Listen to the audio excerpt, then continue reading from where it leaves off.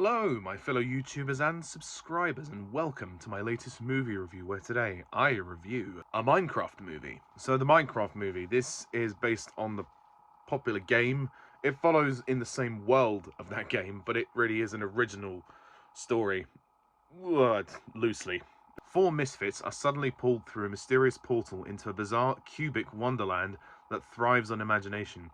To get back home, they'll have to master this world while embarking on a quest with an unexpected expert crafter. I had no connection to the game whatsoever. I know of the game, and I have friends who play the game and who say that it's very good and they like it very much. I had no real interest in Minecraft, the game or the movie. I saw the trailers for this film and I thought, whatever. Through the power of Cineworld Unlimited card, I thought, well, a free ticket is certainly worth a free viewing and a free review from me. So, was the Minecraft movie a complete waste of time?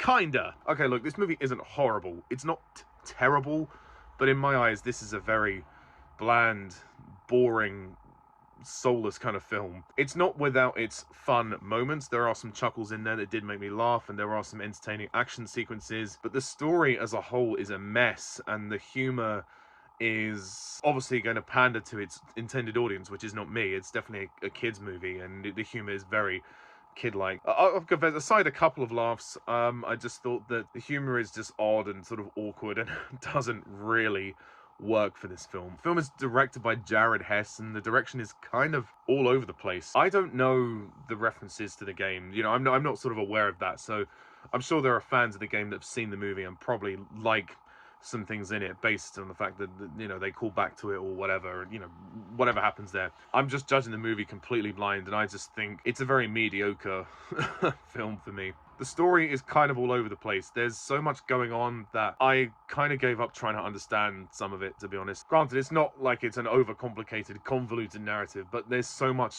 going on at a brisk pace. You just think to yourself, well, this is kind of fun, and we're going here to get the thing to do this and do that.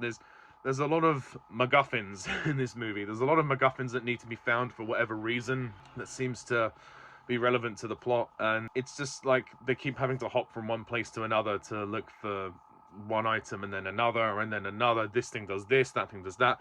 The world building is explained fairly well in the first act, and then there's more things that get explained as the journey goes on by Jack Black in the usual Jack Black way of he will overemphasize everything with his voice. Jack Black plays Jack Black in this movie. Let's be honest, the cast, while they're good, Jack Black is Jack Black. I mean, his character is called Steve, but really, he's Jack Black. I don't like the way Jack Black looks in this movie. Is it just me? Like, I find it off-putting that he looks very untidy and very gruff. And I know that maybe his character in the beginning is supposed to be some kind of work slob who is lost all interest in his job and lost all passion, and maybe it's a sign that of his, I don't know, depression or something. He's reduced himself to this kind of slobbery look. But once he's in the world, you think that by the time he's been in the world so long, he would have cleaned himself up, you know, and made himself a cubic shaver or something. No, his kind of rugged look, I don't know, it just doesn't really work for me. And Jack Black, again, he's doing the same characterization that he does for a lot of things. I like Jack Black, I really do, but, you know, everything is very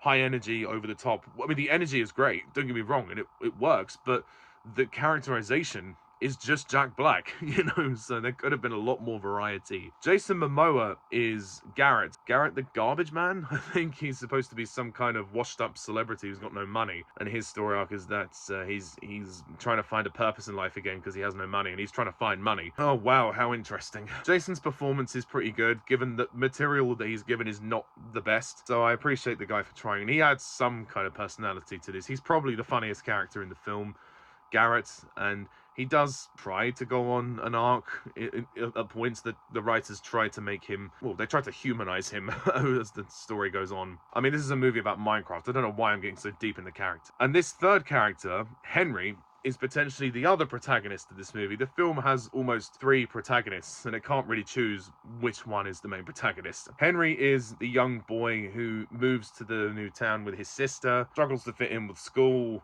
is bullied. Oh, you've heard this all before. And then they stumble into the world. They just get caught up in all this. And does this character go on an arc? No, he does not. Does he change? No, he does not. Is he interesting? No, he is not. Oh, the characters of Henry and Natalie, the brother and sister duo, they are so fucking boring. They are dull, dull, dull. I didn't care about their relationship. The parents are dead and the sister is raising her brother. So it's a kind of like Lilo and Stitch, isn't it? Where the sibling raises the other one. But they don't really have much of a conflict or much to resolve in this film. We don't explore their relationship nearly enough for us to care about any characters. And that's where this film fails, is that there's no sense of jeopardy. So many things are happening so quickly. There's no time, there's no breathing space. And even when characters do have breathing space to talk about emotional things, like the character of Dawn, who's the real estate worker, and Natalie, who is Henry's sister. When Dawn and Natalie talk about Henry, they're being attacked by this blocky creature and they have to keep hitting it behind. But they're having a normal conversation. They're like, oh yeah, well this and this, and then bang. It doesn't work. It doesn't work. It's like the Lion King 3 effect, where you have those cinema scenes which disrupt the emotional moments of the film. That's what this movie has done in that instance, which really hurts it. It doesn't do that for every emotional beat, but most of the emotional beats don't really land because there's too much going on at various points. The film has probably too many lead characters to deal with. It doesn't know how to deal with these characters. Garrett, Steve, and Henry. Choose between one of those three as your main character. The movie doesn't pick a protagonist and it becomes kind of boring and kind of dull to watch. Jennifer Coolidge is in this movie, who has a cameo as the principal of the school. And there is this weird subplot with her dating a Minecraft character, like a villager. What the fuck? I mean, that is the weirdest fucking subplot you could have thrown into this film. Yeah, this film is obviously made for kids. I get that. It's a kids movie. The humor is supposed to be somewhat juvenile. The scene when she goes on a date with him? What? Did we really need that? I don't think we did. I think that could have been cut. And the villain. The villain sucks. I don't like the villain in this film. Malgosha, voiced by Rachel House. That someone else does the motion capture for the creature, but Rachel House voices her, and she's basically this weird, square pig kind of creature who, wanting to express herself in a talent show, yet was told she couldn't, and is now trying to stop this world from being creative, because obviously Minecraft is a world where you can create things. That's the most dumbest fucking shit I've ever heard. Correct me if I'm wrong. When I saw that flashback of, the pig's got talent, or whatever the hell that was, I was like, what? We're really doing this? We are really doing this? Okay, nothing I say is going to matter, because the kids that see this are going to have fun. They're going to be entertained. This movie is fun. There is a lot of fun to be had. The action sequences are great. It moves at a brisk pace. It's only 1 hour, 40 minutes, and that is perfect for what this is. But the writing is a mess. The story is a mess. The characters are so underdeveloped. And the tone of this film is almost too damn silly for anyone to take it seriously. Even the pig general has like this. He talks a bit like a hippie. You're like, oh really? Yeah. Like, should I really kill them, or am I fired, or what? That's how he talks. The general of the fucking pigs army in this film talks like that. It's just stupid. Granted, yes. As I've said, this is not made for me. This is made for younger people who won't care about that sort of thing. But you could have taken so much out of this and condensed the story to be a more minute thing. It's obviously just meant to be a fun romp, which it is, but there's no substance. There's no story. The story's all over the place. And again, going after one little piece of technology, then another, then the cube, and then, it goes around in circles. It really does. And by a certain point, you just kind of give in and go, you know what?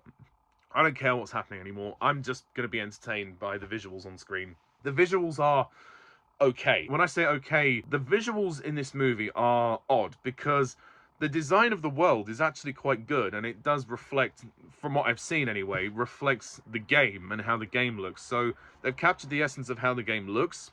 So kudos to them on that one. But the way that the live action actors are integrated into the Minecraft world, the green screen, oh dear. The green screen is pretty bad in this movie. Pretty bad. Certainly with some of the traveling shots and the flying shots, they look particularly noticeable. I almost think it would have been better to maybe just solely animate this film entirely and have it all be CGI, because in order for the main characters to work, you might as well have made them blocks. Or maybe when the live action actors went through the portal, they could have animated them. A bit like the film Enchanted, you know, the Disney one, where you get the animated princess who steps into the real world New York and she's a live action actress. Obviously, the reverse of that could have worked for this. But look, at the end of the day, I've seen worse movies. It's not awful. This will perfectly entertain your children.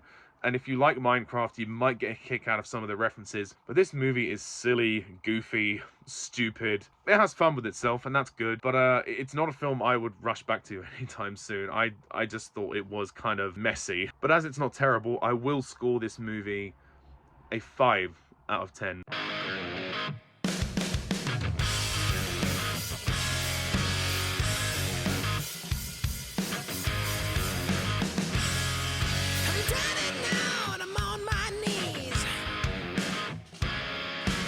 The movie does have a post-credits scene, and presumably it's setting up for something, but I don't know what it is. I didn't understand the scene at all. So if anyone does understand it, feel free to talk about it. I don't care about spoilers for the film down below, but just be cognizant of the fact that some people may not have seen the film yet, so please try not to spoil too much. But yeah, I would be happy to discuss the post-credits scene with anyone. So thank you very much all for watching. Please like, comment, and subscribe. Hit those buttons and give me more views. Thank you very much. And stay tuned for more reviews in the future.